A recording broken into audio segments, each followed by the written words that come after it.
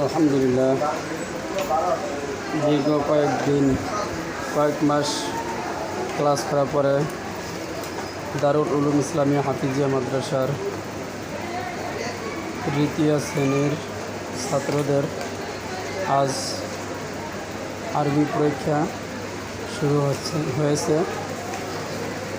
আপনারা তাদের জন্য দোয়া করবেন, তারা যেন পরীক্ষা ভালো রেজাল্ট করতে পারে। দীর্ঘ কয়েকদিন যাবৎ ঘন্টা করার পরে ছাত্ররা আলহামদুলিল্লাহ আজকে পরীক্ষা দিতেছে।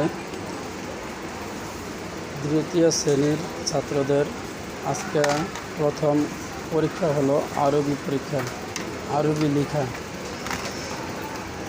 ইনশাআল্লাহ আমার ভাই ও বোনেরা সবাই তাদেরকে সাপোর্ট করবে।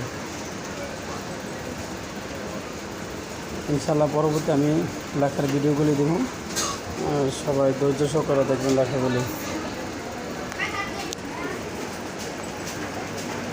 তাদের জন্য বেশি করে দোয়া করবেন, তারা যেন আলেমা হাফেজা হতে পারে, সবাই কামনা করবেন।